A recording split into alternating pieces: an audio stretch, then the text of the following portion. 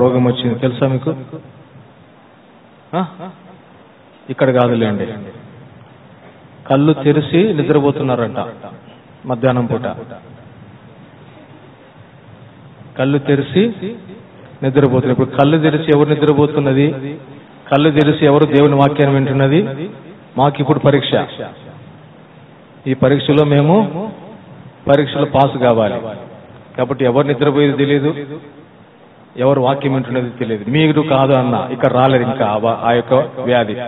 భయపడబాకండి, ఇది మాకు పరీక్ష సమయం, మంచి నిద్రపోయే సమయం. మీరు నిద్రపోతారు కానీ పక్కన వాళ్ళని డిస్టర్బ్ చేయొద్దండి. యవనస్తులముగా ఈ లోకంలో మనము జీవిస్తూ ఉన్నాం. మనం బాగుండొచ్చు, కానీ మన చుట్టూ ప్రాంతం, మన చుట్టూ ఉన్న పరిస్థితులు, మన చుట్టూ జీవిస్తున్నటువంటి ప్రజలు బాగుండకపోవచ్చు. అందుకే దేవుని వాక్యం ఏం చెప్తా ఉంది? దుష్ట సాంగత్యము మంచి నడవడికను. మనం బాగుంటే సరిపోదు, మన చుట్టూ కూడా బాగుండాల. అందుకే మన ఫ్రెండ్షిప్ అనేది చాలా ప్రాముఖ్యమైనది. మన సహవాసం అంటారు కదా, నీ ఫ్రెండ్ ఎవరో చెప్పు, నీ గురించి చెప్తామంటారు. మన జీవితము మన స్నేహం మీద ప్రభావితం కొంచెం ఉంటుంది. అందుకే యవనస్తులముగా ఆత్మీయులను మనము ఫ్రెండ్షిప్ కలిగి ఉంటే మనము ధన్యులం. కాబట్టి మనం బాగుంటే సరిపోదు, మనతో ఉన్నవారు బాగుండాలి. అటువంటి వారితోనే మనము సన్నిహిత సంబంధం కలిగి ఉంటే మన ఆత్మీయ జీవితానికి ఎంతో అది క్షేమము, అభివృద్ధి. కాబట్టి యవనస్తులముగా మనం ఈ లోకములో అన్ని కాపాడుకుంటూ ఉంటాం కదా. మన చదువును కాపాడుకుంటాం, మన ఉద్యోగాన్ని కాపాడుకుంటాం, మన జ్ఞానాన్ని కాపాడుకుంటాం. మరి ముఖ్యంగా ఏం కాపాడుకుంటాం? సిస్టర్స్ చెప్పాలా? మన అందాన్ని కాపాడుకుంటూ ఉంటాం కదా. కాపాడుకోవడం తప్పు కాదు. మన ఆరోగ్యాన్ని కాపాడుకుంటాం, మన వస్తువులను కాపాడుకుంటాం, మన బంగారాన్ని కాపాడుకుంటాం, అన్నిటినీ కాపాడుకుంటూ ఉంటాం. కాపాడుకోవద్దని కాదు, కాపాడుకోవాలి. కానీ యవనస్తులముగా, దేవుని బిడ్డలముగా వాటితో పాటి ప్రాముఖ్యమైనవి కొన్ని కాపాడుకునవలసిన వారమై ఉంటున్నాం. నీ అందాన్ని కాపాడుకో, నీ ఆరోగ్యాన్ని కాపాడుకో, నీ కుటుంబాన్ని కాపాడుకో, నీ జ్ఞానాన్ని కాపాడుకో, నీ చదువును కాపాడుకో, నీ ఉద్యోగాన్ని కాపాడుకో. అట్ ది సేమ్ టైం వాటికన్నా ముందు, వాటన్నిటికంటే ఎక్కువగా దేవుని బిడ్డలముగా, దేవుని చేత సృష్టింపబడిన వారముగా, దేవుని చేత ఎన్నుకోబడిన వారముగా కొన్నిటిని మనము కాపాడుకునవలసిన వారమై ఉంటున్నాం. ఏం కాపాడుకోవాలా అనేది క్వశ్చన్.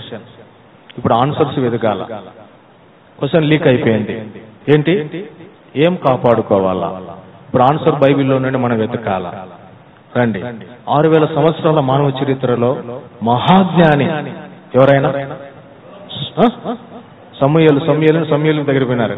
ఎవరు? సొలొమోను, సమూయేలు రెండు ఒకటే కదా అనుకుంటారు. దావీదు కుమారుడైన సొలొమోను, ఆయన చేతిలో నుండి జాలువారిన సామెతలకు ఒకసారి రండి. సామెతలు ఏం కాపాడుకోవాలి? సామెతలు 3వ అధ్యాయం, 4వ అధ్యాయం రండి. సామెతలు 4వ అధ్యాయం 23వ వచనం అందరము కలిసి. Proverbs chapter 4, reading all together verse 23 please.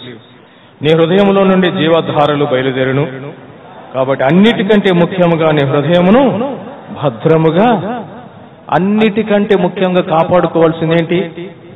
నీ అందానికన్నా, నీ ఆస్తిపాస్తుల కన్నా, నీ చదువు కన్నా, నీ బుద్ధి జ్ఞానము కన్నా, నీ ఐశ్వర్యం కన్నా, నీ బంగారు కన్నా, అన్నిటికంటే ముఖ్యముగా కాపాడుకోవలసినదేంటి? చెప్పరు? హృదయం. ఎందుకు హృదయం కాపాడుకోవాలా? కన్ను కాపాడుకుంటే సరిపోదా? ముక్కు కాపాడుకుంటే సరిపోదా? ఎందుకు ఇన్ని అవయవాలుంటే గుండెను కాపాడుకుంటే సరిపోదా? ఎందుకు ఇన్ని అవయవాలుంటే హృదయాన్ని అంటే మనస్సును ఎందుకు కాపాడుకోవాలా? ఎందుకు మనసు హృదయాన్ని కాపాడుకోవాలా? అందుకే ఇర్మియా అంటాడు కదా, ఇర్మియా 17:9 ఏముంది? హృదయము అన్నిటికంటే మోసకరమైనది. The heart is deceitful above all things. అది అన్నిటికంటే హృదయము మోసకరమైనది. ఇక్కడ మీరుంటారు వితౌట్ పాస్పోర్ట్, వితౌట్ వీసా, అసలు విమానమే అవసరం లేదు. ఎక్కడికి వెళ్తాం? అమెరికాకి వెళ్ళి ఉంటాం. అమెరికాలో ఏం చేస్తున్నారు మా చెల్లి, మా బంధువు? అమెరికా అయిపోయిన తర్వాత మళ్ళీ పక్కన లండన్కి వెళ్తాం, కెనడాకి వెళ్తాం కదా. ఏం పాస్పోర్ట్ వీసా ఏం అవసరం లే, కళ్ళు మూసుకొని మొత్తం ప్రపంచం అంతా ఒక అరగంటలో తిరిగేసి వస్తాం.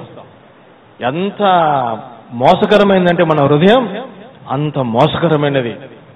ఈ హృదయము మోసకరమైనది కాబట్టి దానిని ఎవరు గ్రహించలేరు. Who can know it? ఎవరు దాన్ని గ్రహించలేరు. భయంకరమైనటువంటిది హృదయం, అన్నిటికంటే మోసకరమైనది. అందుకే ఇదే సొలొమోను భక్తుడు అంటాడు, ఎవరు శ్రేష్ఠులు?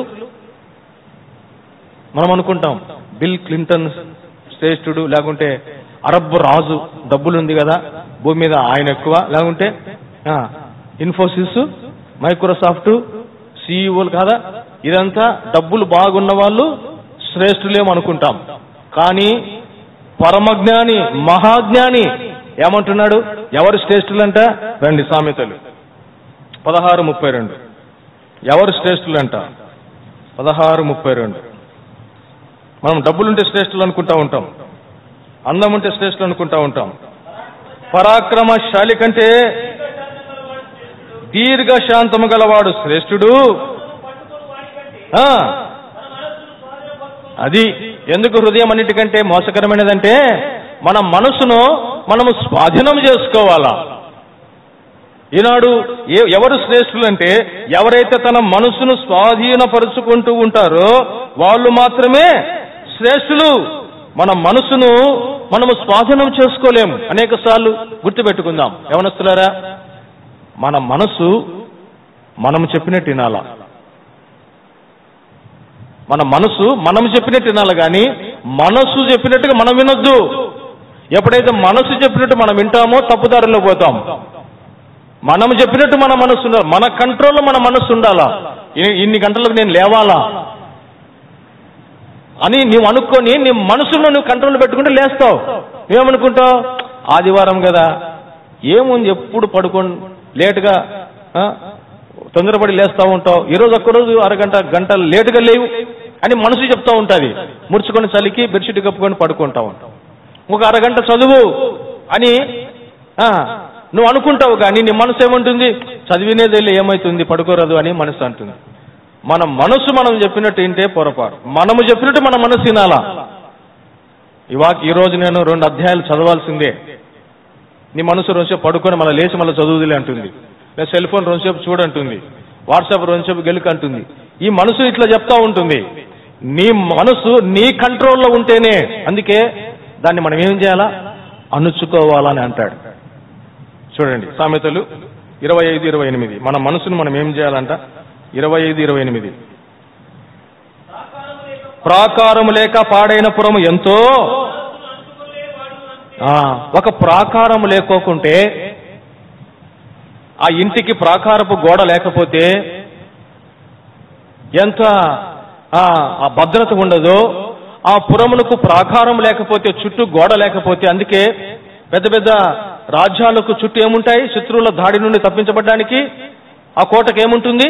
ప్రాకారం ఉంటుంది, పెద్ద కాంపౌండ్ వాల్ ఉంటుంది. దాన్ని ఎక్కలేరు, దాన్ని ఛేదించలేరు. ఆ పట్టణము కాపాడబడాలంటే ఆ పట్టణమునకు ఒక భద్రత, ఒక కంచె, ఒక కాంపౌండ్ అనేది ఉండాలి, ప్రాకారం అనేది ఉండాలి. నీ మనస్సు నీ స్వాధీనంలో ఉండాలంటే నీ మనస్సును వాక్యము చేత నువ్వు గోడ వల్ల కట్టుకోవాలి. నీకెంత ఉన్నా నీ మనసును నువ్వు స్వాధీనపరచుకోలేకపోతే నీకు వృధా, బుడదలు పోసినట్టు ఉంటుంది నీ జీవితం. చదువు ఉండొచ్చు, జ్ఞానం ఉండొచ్చు, వేల లక్షల జీతం ఉండొచ్చు, మంచి కారులో తిరుగుతూ ఉండొచ్చు, ఇంటిలో ప్రతి గదికి ఏసీ ఉండొచ్చు, మిద్దె మేడ ఉండొచ్చు, బంగారు బలగం ఉండొచ్చు, అన్నీ ఉండొచ్చు, కానీ నీ మనసును నువ్వు స్వాధీనపరచుకోలేకపోతే నీ జీవితం వృధా. అణుచుకోవాలా. కాబట్టి ప్రియమైన వారలారా, మన మనస్సును అణుచుకోలేని వాడు బుద్ధిహీనుడు. మనం అణుచుకోకపోతే ప్రాకారము లేని పురం ఎట్లుంటుందో ఆ విధంగా ఉంటాం. కాబట్టి మన మనస్సును మనము స్వాధీనపరచుకోవాలి. అందుకే పేతురు భక్తుడు ఒక మాట అంటాడు. 1 పేతురు 1వ అధ్యాయము 13వ వచనంలో, తొందరగా 1 పేతురు 1:13.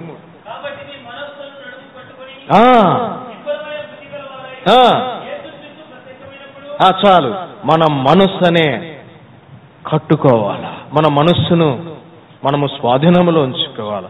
మన మనస్సు అనేక కోరికలకు వెంపర్లాడుతూ ఉంటుంది. కాబట్టి ప్రియమైన వారలారా, ఏది చేయాలా, ఏది చేయకూడదు, ఎక్కడికి వెళ్ళాలా, ఎక్కడికి వెళ్ళకూడదు, అన్నీ నీ మనసు కంట్రోల్లో ఉండాలి. ఈరోజు మనసు చెప్పినట్టు వెళుతున్న కారణాన్ని బట్టి, ఈనాడు మనసును మన స్వాధీనంలో మనము ఉంచుకొని కారణాన్ని బట్టి ఈనాడు ఎంతో భయంకరమైన పరిస్థితుల్లోనికి వెళ్తా ఉన్నారు. యవనస్తులారా, పోతే 3 రావు. గుర్తుపెట్టుకోండి, రాసుకోండి హృదయంలో. 3 విషయాలు పోతే మళ్ళీ రావు, తిరిగి రానటువంటి 3 ఉన్నాయి. ఏంటంటే, యవ్వనం రాదు పోతే, సమయం రాదు పోతే. ఈరోజు ఎంత డేటు? 26, 2022 జనవరి 25వ తారీఖు. నేను నీకు 1 లక్ష రూపాయలు ఇస్తా, తీసుకొని వస్తావా? నిన్నటి దినం చెప్పన్నా, చెప్పండి. జనవరి 25వ తారీఖు 2022 సంవత్సరం నాకు కావాలా, నీకు 2 లక్షలు ఇస్తా. ఎవరైనా తెస్తారా? సమయము పోతే తిరిగి రాదు, యవ్వనం పోతే రాదు, సమయం పోతే రాదు, 3వది ప్రాణం పోతే రాదు. ఈ 3 నీకు అందుబాటులో ఉన్నాయి. ఇప్పుడు నువ్వు యవ్వనంలో ఉన్నావు, అది దాటిపోకముందే సమయం ఉంది నీకు. సమయము దాటిపోకముందే ప్రాణం ఉంది నీ గొంతులో. ఊపిరి పోకముందే నీ సృష్టికర్తని ఎరుగు, నిన్ను సృష్టించిన వానిని ఎరుగు. నీ మనసును నీవు కంట్రోల్ చేసుకో. అందుకే ప్రపంచ క్రైస్తవ చరిత్ర చదవండి.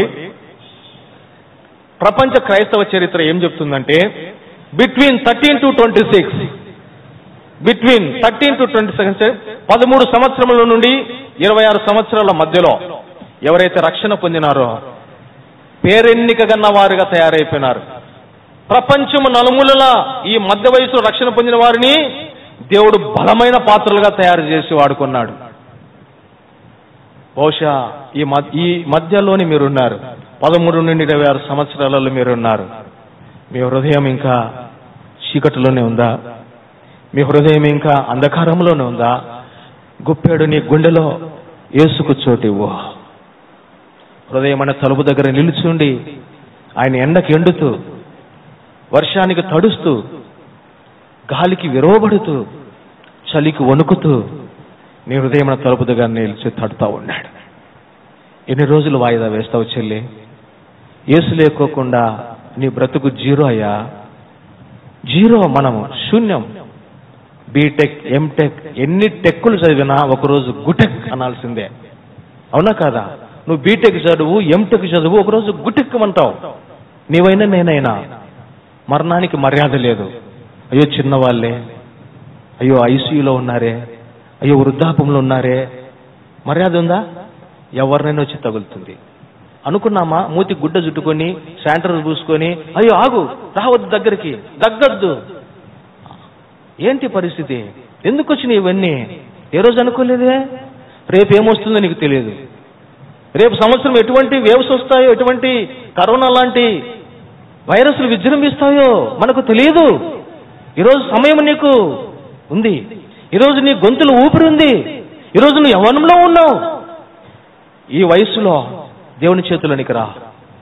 దేవుడు నిన్ను బలమైన పాత్రగా వాడుకుంటాడు. It's fact, it's truth. ఇది నిజం, జగమెదిగిన సత్యం. 13 నుండి 26 మధ్య వయసులో రక్షణ పొంది దేవునికి తమ హృదయాన్ని ఇచ్చిన వారు పేరెన్నిక కన్నా ప్రవక్తలుగా, పేరెన్నిక కన్నా యాజకులుగా, పేరెన్నిక కన్నా దైవ సేవకులుగా ప్రపంచాన్ని వణికించినారు వాళ్ళు. వారి ద్వారా దేవుడు గొప్ప ఘనకారములు చేస్తూ వచ్చినాడు, చేస్తున్నాడు ఇప్పటికీ కూడా. బహుశా నిన్ను కూడా అటువంటి బలమైన పాత్రగా దేవుడు వాడుకోబోతున్నాడేమో.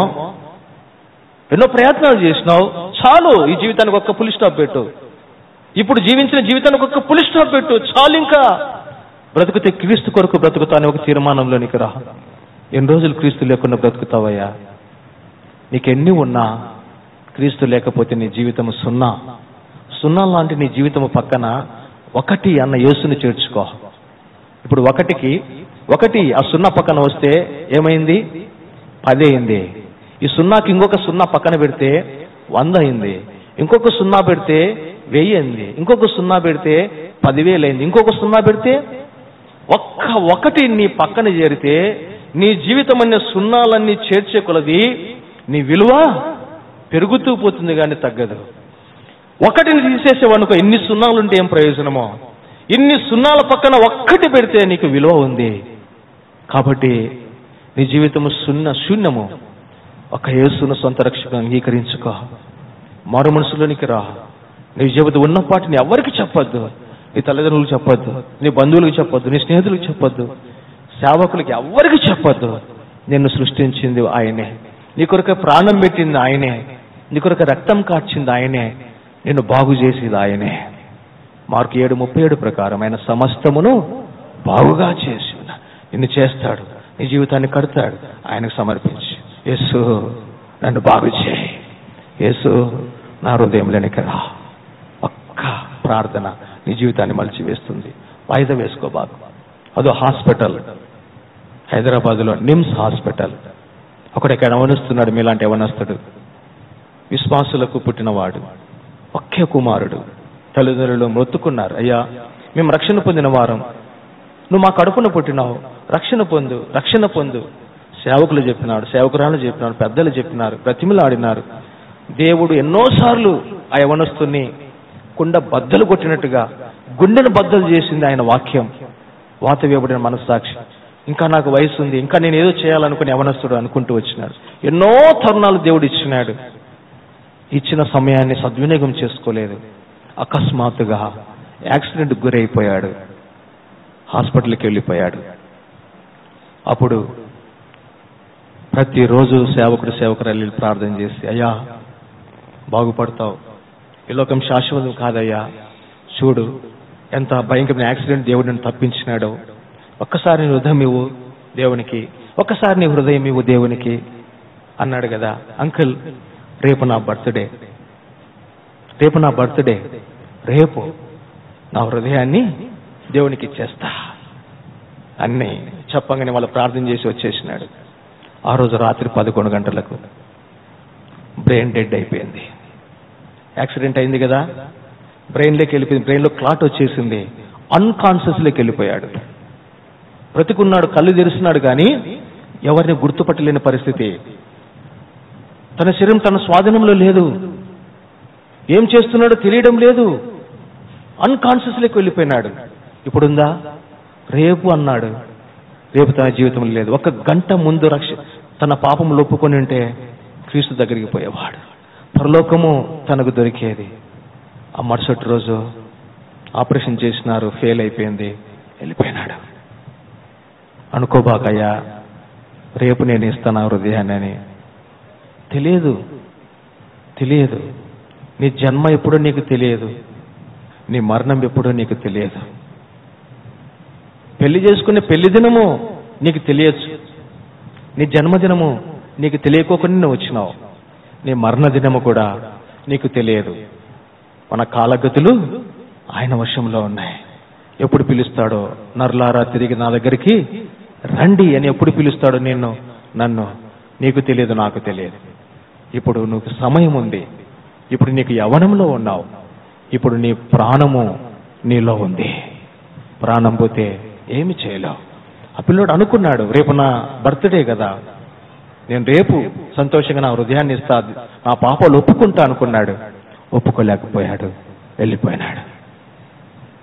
ఆ యొక్క శోకం, ఆ బాధ, ఆ తల్లిదండ్రులు ఏడుస్తుంటే ఏడవని వ్యక్తి లేడు.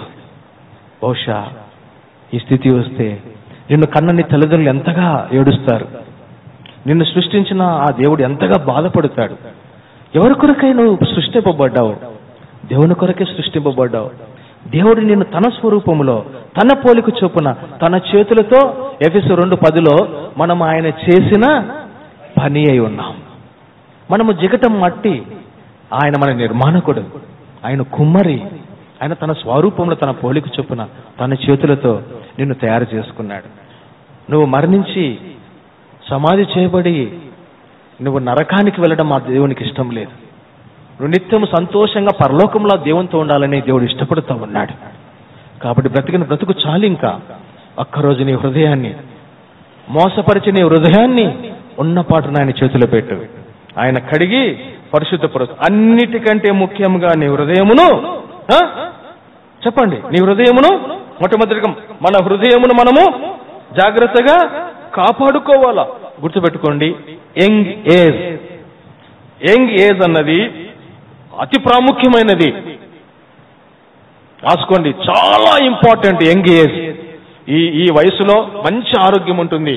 ఈ వయసులో అవయవాలు మొత్తము పటిష్టంగా ఉంటాయి, గట్టిదనంలో ఉంటాయి, చూపు బాగుంటుంది, కదలికలు బాగుంటాయి, బాడీ స్ట్రక్చర్ లో శక్తి సామర్థ్యం ఉంటుంది. చాలా ప్రాముఖ్యమైనది యవ్వనం. అట్ ది సేమ్ టైం అతి ప్రమాదకరమైనది కూడా. ఎంత ప్రాముఖ్యమైనదో అంత ప్రమాదకరమైనది. రెండు నీకు ఇచ్చినాడు దేవుడు. రెండు దారులు నీ ముందు ఉంచినాడు. నీ వయసు, యవన వయసు అనేది చాలా ప్రాముఖ్యమైనది. At the same time it's very very dangerous, చాలా ప్రమాదకరమైనది. కాబట్టి ప్రియమైన వారలారా, జాగ్రత్తగా మన యవన జీవితాన్ని మనము కాపాడుకునే వారముగా ఉండాలి. కాబట్టి మొట్టమొదటిగా మన హృదయమును మనము ముఖ్యముగా జాగ్రత్తగా భద్రముగా కాపాడుకోవాలి. మన బంగారు కంటే, మన అందము కంటే, మన ఆస్తిపాస్తుల కంటే, మన చదువు కంటే, మన ఉద్యోగం కంటే, మన కుటుంబము కంటే, మన శరీరము కంటే మన హృదయాన్ని జాగ్రత్తగా భద్రముగా కాపాడుకోవాలి. రెండవది ఏం కాపాడుకోవాలా? ప్రసంగి 5వ అధ్యాయం 2వ వచనం. ప్రసంగి 5:2 జాగ్రత్తగా కాపాడుకునవలసినవి. 5:2 నీవు దేవుని సన్నిధిని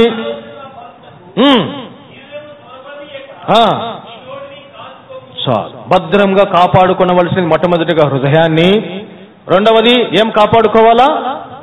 నోటిని. ఈరోజు నోటికి హద్దు లేకోకుండా ఉంటాం. తల్లితో ఏం మాట్లాడాలా తెలిసి కూడా మాట్లాడతాం. ఆ కారణాన నిన్ను ప్రసవ వేదనతో కష్టపడి కన్న నీ తల్లి హృదయం ఎంతో శోకంలో బాధతో నిండుతుంది. నువ్వేదో టక్కాని నీ తల్లిని అరిచి నువ్వు వెళ్ళిపోతావు, కానీ ఆమె గుండెల్లో దుఃఖం నింపుకొని ఎంత ఏడుస్తుంది తెలుసా? నీ తండ్రిని, నీ ఆలనా పాలన చూస్తున్న నీ తండ్రిని, కష్టపడి నీ యొక్క అవసరాలు తీరుస్తున్న నీ తండ్రిని నువ్వు కాని మాట నోటి ద్వారా అని నువ్వు వెళ్ళిపోతావు కాలేజీకో ఆఫీస్కో. నీ తండ్రి ఎంతో దుఃఖపడతాడు.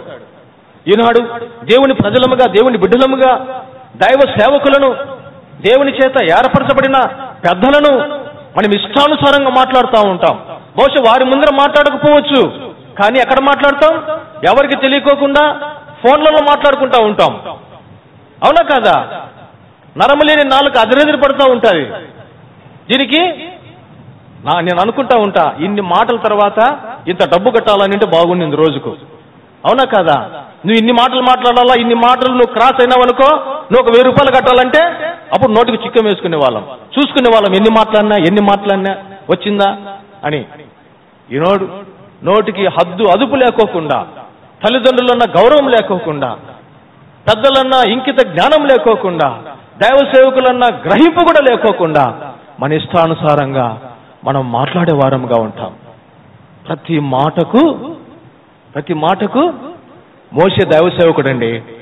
మోషే మీద దేవుని ప్రజలు సరిగినారు నిర్గమాకాండంలో. అట్ ది సేమ్ టైం 12:2 సంఖ్యాకాండం 12:2 ఎవరు సనిగినారు చూడండి, ఎవరు మాట్లాడినారు చూడండి.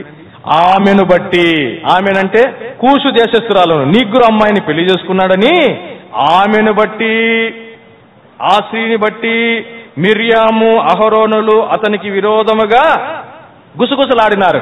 మోషే లేడు.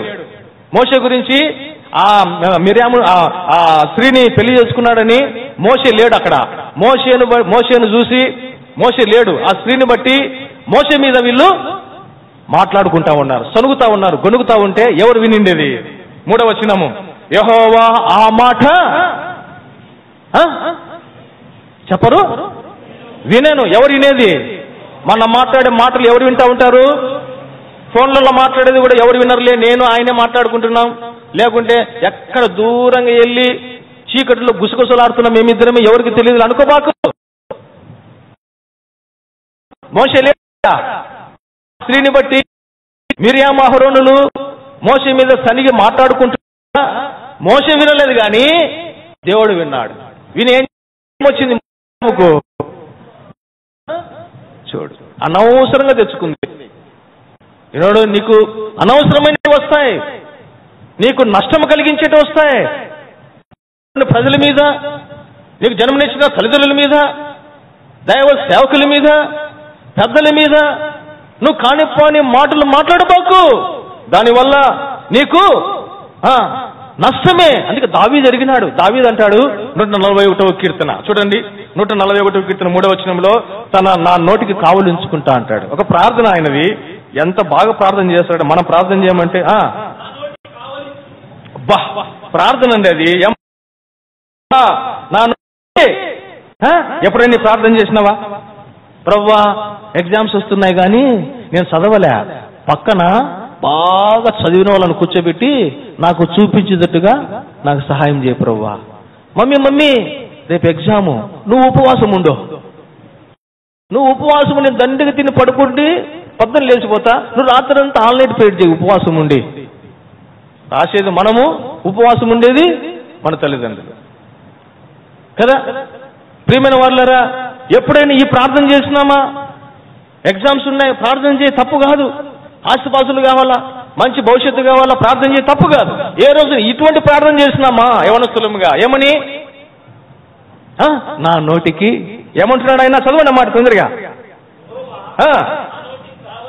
నా నోటికి కావలించుమా.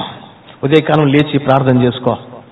ప్రభా ఈరోజు నన్ను లేపినావు, మరొక నూతన దినం ఇచ్చినావు. ఈరోజు నేను బయటికి వెళ్తున్నా, కాలేజీకి వెళ్తున్నా, స్కూల్కి వెళ్తున్నా, లేక నేను ఖాళీగా ఉన్నా, నా నోటికి కావలించు ప్రభువా. నేను ఏది మాట్లాడాలా? నా మాట ద్వారా నీ నామమునకు మహిమ రావాలా. నేను మాట్లాడే ప్రతి నోటి మాట ద్వారా సంఘానికి క్షేమం రావాలా. నేను మాట్లాడే ప్రతి నోటి మాట ద్వారా నాకు ఆశీర్వాదం రావాలా, ఇతరులకు క్షేమం రావాలా. క్షేమకరమైన వచనములే నా నోటి నుండి నువ్వు తీసుకురా ప్రభువా అని మనము ప్రార్థన చేసే వారముగా ఉండాలి. అందుకే సొలొమోను, దావీదు ఇటువంటి ప్రార్థన చేసినాడు కదా. సొలొమోను ఏమంటాడు చూడండి, 13:3లో. సొలొమోను సామెతలు 13:3లో, తన నోరును కాచుకున్నవాడు తన్ను కాపాడుకుంటాడంట. మనము కాపాడబడాలంటే మొట్టమొదటిగా మన నోటిని మనం కాపాడుకుంటే ఆటోమేటిక్ గా మనం కాపాడబడతాం. 13:3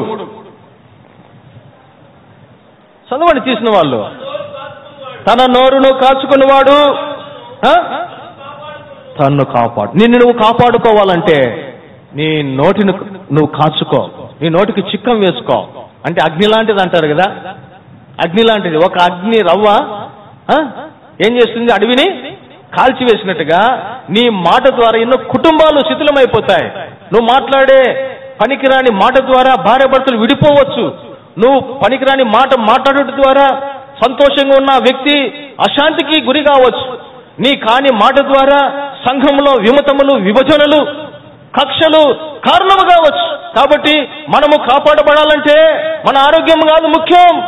మనము కాపాడబడాలంటే మన కీర్తి ప్రతిష్టలు కాదు ముఖ్యం. మనము కాపాడబడాలంటే మన నోటిని మనం కాచుకోవాలా, దానికి కంట్రోల్ పెట్టుకోవాలా, దానికి చిక్కంగా పెట్టుకోవాలి.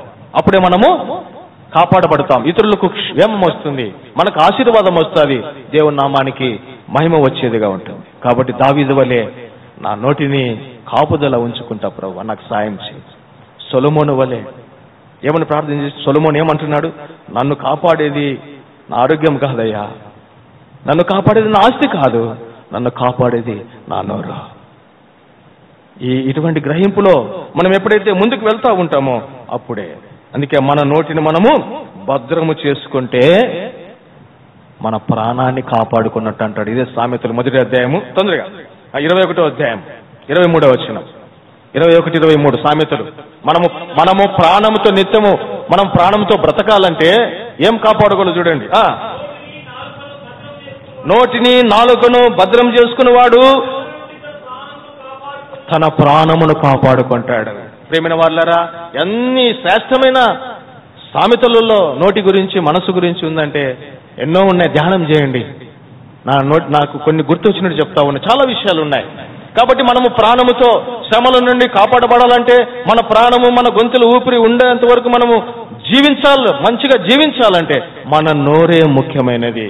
కాబట్టి మొట్టమొదటిగా యవనస్తులను మనం కాపాడుకోవలసినది ఏంటి?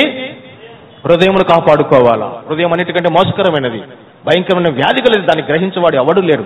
నోట్లో నుండి ఏమొస్తాయి? 7:21లో నోట్లో నుండి మార్చి 7:21 ఏముందండి? నోపుల్లో నుండి ఎన్నో వస్తాయి. అవన్నీ ఏం చేస్తాయి? లోపల నుండి బయటికి వచ్చి మనల్ని అపవిత్రపరుస్తాయి. కాబట్టి హృదయాన్ని భద్రముగా కాపాడుకో. ప్రాకారం లేని పట్టణం ఎంత పాడైపోతుందో, నీ మనసును కాపాడుకోలేకపోతే నీవైనా నేనైనా పాడైపోతాం. ఇది రెండో విషయం. రెండవది మన నోటిని కాపాడుకోవాలా. మూడవది ఇంకొకటి చెప్తాం. చాలా విషయాలు ఉన్నాయి, ఒక్కటి చాలు, ఇంకా సమయం అయిపోయింది. మూడవది ఏం కాపాడుకోవాలా? ఎఫెసీయులకు రాసిన పత్రిక 4వ అధ్యాయం 1వ వచనం. యవనస్తులముగా మనము ఏం కాపాడుకోవాలి?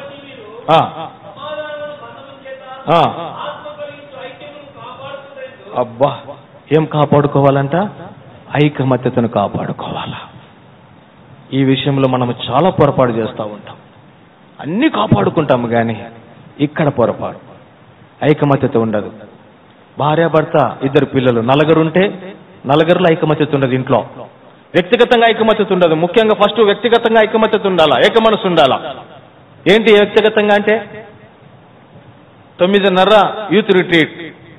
నీ మనసు ఒక అంటుంది 9:30 కదా, 9:20 అయింది, నువ్వు బయలుదేరని నీ మనసు ఒక ఇంకోమంటుంది 9:30 అంటే 9:30కి మొదలు పెట్టాడు మోజెస్ అన్న, ఒక 10 నిమిషాలు అటు ఇటు అవుతుంది. ఆయన యూత్ రిట్రీట్ కదా, 1 గంట పాటలు పాడతాడు. ఆయన వాయిద్యకారుడు, సంగీత విద్వాంసు. ఆయన 1 గంట పాటలు పాడతాడు, పాటలు పాటిస్తాడు. కాబట్టి నువ్వు 10:20కి పోయినా కూడా స్థలం ఉంటుంది నీకు. నిన్ను ఎవ్వరు దొబ్బరు, లోపలికి ఆహ్వానిస్తారే తప్ప. కాబట్టి నువ్వు 10:20కి పోయినా కూడా ఇంకొక మనసు ఏముంటుంది? బుద్ధి ఉందా నీకు, నువ్వు వెళ్ళు అని ఇంకొక మనసు. నీ మనసులోనే ఐకమత్యత, ఏకత్వం ఉండదు. రెండోది కుటుంబంలో ఐకమత్యత ఉండదు. భార్య భర్త, 2 పిల్లలు, ఐకమత్యత ఉండదు. సంఘంలో అసలే ఉండదు, సార్వత్రికంగా అసలే లేదు. ప్రియమైన వారులారా, కాపాడుకోవాల్సింది ఇదే. సహోదరుల మధ్య వ్యక్తిగతంగా ఐకమత్యత లేకోకుండా చేస్తాడు వాడు, కుటుంబంలో ఐకమత్యత లేకోకుండా చేస్తాడు, సంఘంలో ఐకమత్యత లేకోకుండా చేస్తాడు. వాని పని అది, విభజించి పాలించు అంటూ ఉంటాడు. అదే ఊరు పేరు చెన్నై పట్టణం. అక్కడ థిక్ ఫ్రెండ్స్ 2 ఉన్నారు, చాలా వెరీ క్లోజ్ ఫ్రెండ్స్. ఒకే స్కూల్లో చదివినారు, ఒకే కాలేజ్ అప్లై చేసినారు, ఒకే మందిరానికి పోతారు వాళ్ళు. ఒకే కాలేజీకి అప్లై చేస్తే ఒకనికి వచ్చింది, ఒకనికి రాలే. వాడు పోలే, వచ్చిన వాడు మళ్ళీ సెకండ్ కౌన్సిలింగ్ అప్లై చేసినాడు, మళ్ళీ వాడికి వచ్చింది, 2కి వచ్చింది. 2 పోయి కాలేజ్, 2 ఎంపీసీ తీసుకున్నారు, 2 పాస్ అయిపోయినారు, 2 రాసినారు, ఇంజనీరింగ్ ఎంట్రన్స్ రాసినారు. 2కి వచ్చింది, కౌన్సిలింగ్ వచ్చింది. ఒకనికి ఒక కాలేజీ అప్లై చేసినాడు, 2 ఆ కాలేజీ అప్లై, ఒకనికి వచ్చింది, ఒకనికి రాలే. వాడు పోలే. ఎందుకు? మళ్ళీ సెకండ్ కౌన్సిలింగ్ పోయినారు, మళ్ళీ దేవుడు దయదలిచి ఇచ్చినాడు. 2 బీటెక్ పాస్ అయిపోయినారు.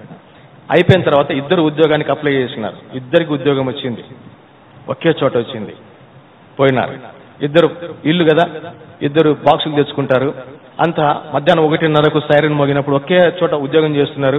లంచ్ టైంలో అంత క్యాంటీన్లకు పోయి అందరూ భోంచేస్తుంటే ఎంప్లాయీస్ అంతా వీళ్ళిద్దరు పోయి ఒక చెట్టు కింద ఒక అరుగు మీద కూర్చొని 2 తినేవాళ్ళు. వాడిని తీసుకొని తినేవాళ్ళు. ఇట్లా ఉంది.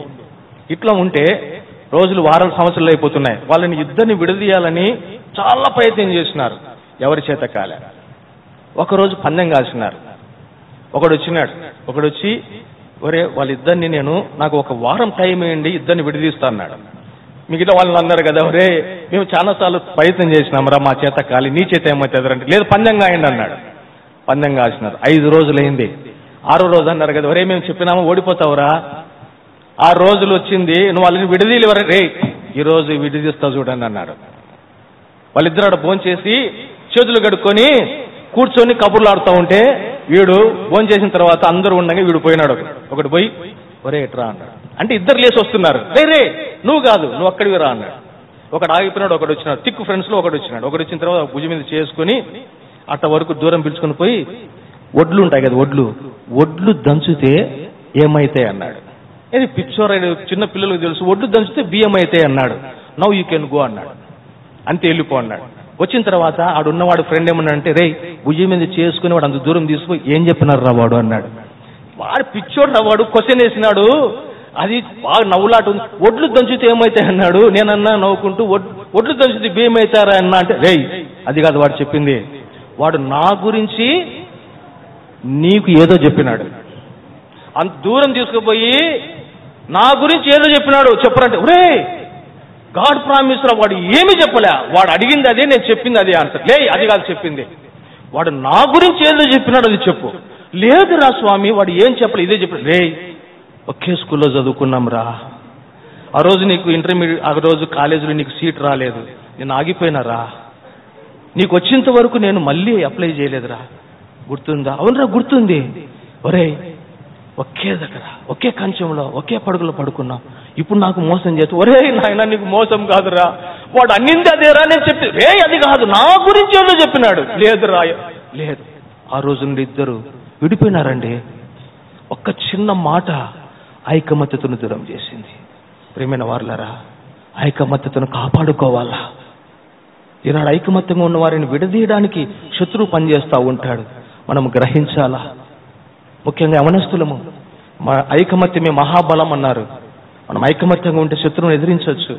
ఐకమత్యంగా పనులలో ఐకమత్యంగా ఉండాలా, దేవుని పరిచర్యలో ఐకమత్యంగా ఉండాలా, సువార్త పనులు ఐకమత్యంగా ఉండాలా, దేవుని పని కొరకై దేవుని విషయాలలో ముఖ్యంగా కడుపు కాల్చుకొని ఉపవాసంతో కలిసి కొండలెక్కి ఇతరుల గురించి నశించుకు ఆత్మల గురించి ప్రయాసపడి కన్నీరు కార్చే ఈనాడు విశ్వాస వీరులు, ప్రార్థన వీరులు సంఘానికి దేవునికి అవసరం.